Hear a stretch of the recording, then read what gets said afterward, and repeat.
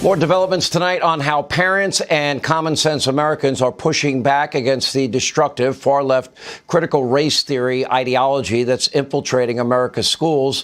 Just listen to how one Virginia mom who actually survived Mao, China, eviscerates her local school board amid the district's critical race theory push. Take a look at this. I've been very alarmed about what's going on in our school. You are now training our children to be social justice warriors and to loathe our country and our history. Growing up in Maoist China, all this seemed very familiar. The communist regime used the same critical theory to divide people. The only difference is they use class instead of race. This is indeed the American version of the Chinese Cultural Revolution. The critical race theory has its roots in cultural Marxism. It should have no place in our schools. And down in the great state of Florida, Governor Ron DeSantis continues to be a beacon of hope against this far-left lunacy as the Florida Board of Education has approved the governor's rule banning teaching of critical race theory in the state's public schools. Joining us now for reaction, Fox News contributor Jason Chaffetz, along with the mother you just saw in that video, She Van Fleet, is with us. You were 6 years old when the Cultural Revolution began in China, and you have spoken eloquently about what it was like in school, and posters hung in hallways, and teachers and students would attack each other for being ideologically impure. Can you explain what you experienced and the similarities you see?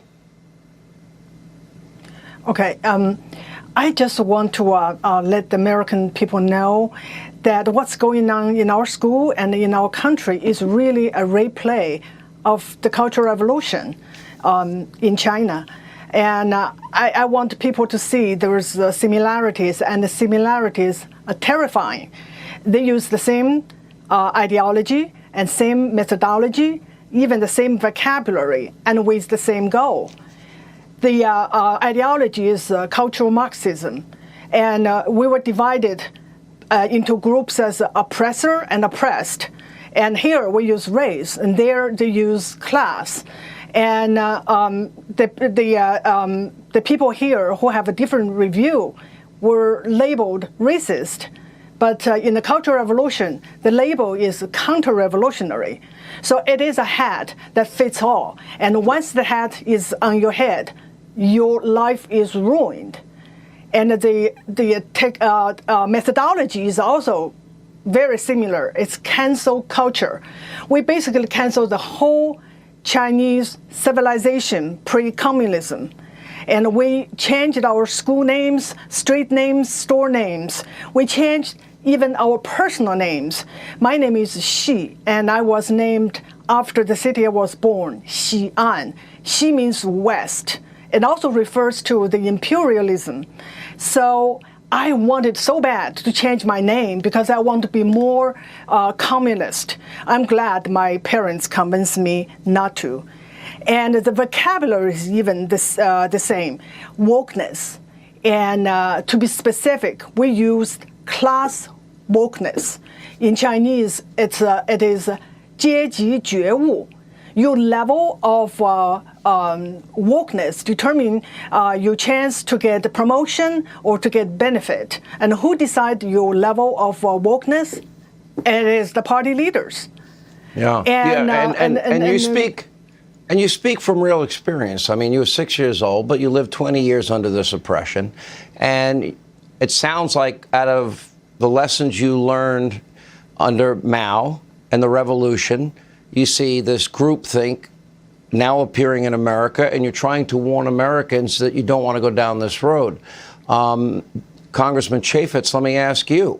I mean, you see what is being taught here. What is your reaction, and do you see the similarities? I do see the similarities, but to hear it firsthand from Xi, I'm just proud of her for speaking up. I'm proud of her for doing it the American way and actually going out of her comfort zone and making an issue of this. So on behalf of millions of people all across this country, thank you for doing that.